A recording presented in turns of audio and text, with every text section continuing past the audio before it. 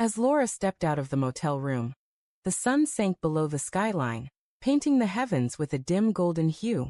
She pulled her coat tighter around her, burdened by a heavy blend of guilt and exhaustion.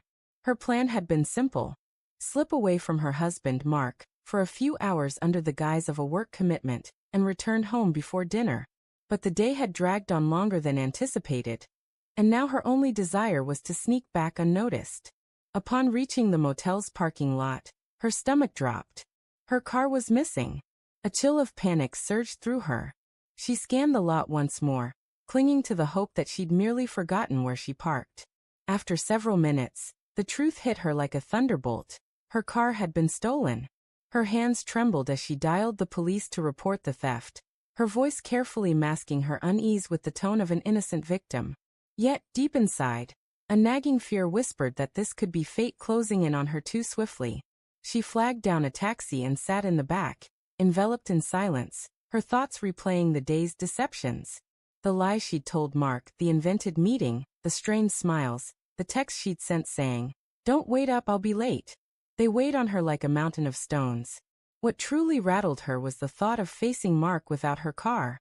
He was sharp, always catching the tiniest details, and lately, he'd seemed more withdrawn than ever.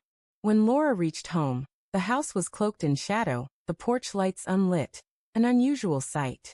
Mark always left them on when he knew she'd be late. She unlocked the door and stepped into the cold, unsettlingly quiet interior. "Mark?"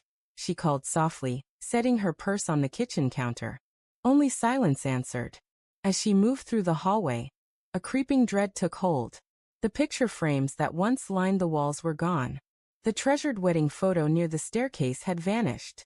Her heart raced as she rushed through the house, checking drawers and closets. Mark's possessions, his shirts, his watch, even the old leather jacket he seldom wore, were nowhere to be found. The truth crashed over her like a flood. He was gone. On the dining table lay an envelope bearing her name. Her fingers shook as she opened it, revealing her car key and a letter. She sank into a chair, fear knotting her stomach, yet she couldn't stop herself from reading. The letter opened. "Laura, I've uncovered everything. The motel, the other man, the lies you thought you'd concealed so cleverly. You weren't as careful as you imagined. The GPS in your car gave away your whereabouts today. I had it towed while you were in that room. Consider this my goodbye." Tears burned her eyes as she continued, Mark's handwriting calm, almost eerily composed. "I didn't want a scene. I just needed you to know I deserved honesty. Your car is at your mother's. Pick it up when you're ready to face her, or yourself, with truth." Laura let the letter slip from her hands, her vision blurred by tears. The sting wasn't just from being found out. It was the quiet resolve in Mark's words. He hadn't raged or destroyed anything. He'd simply left, forcing her to face the consequences of her choices. She hurried to their bedroom, grasping at a faint hope that he might still be there. But the room felt empty. The closet stood open, half bare, his side cleared out. On his pillow lay his wedding ring, carefully placed, as if it were a final gesture of grace.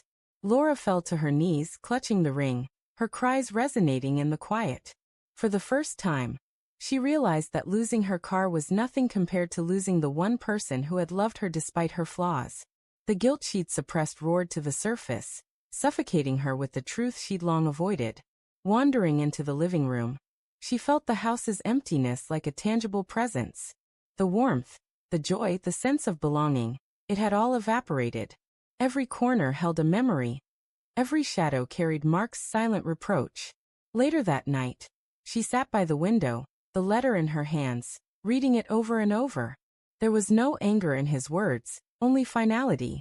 He had freed himself from her betrayal. And that freedom was a punishment she could never escape. Outside, the world moved on, but Laura was frozen in that moment, haunted by her decisions. The man she thought she could deceive had proven stronger than she'd ever realized. Her car might be waiting at her mother's, but her peace, her marriage, and her future were gone forever. Sitting in the darkened stillness, she finally understood. The worst loss wasn't the absence of material things. It was the crushing weight of her own actions, a truth she could no longer evade.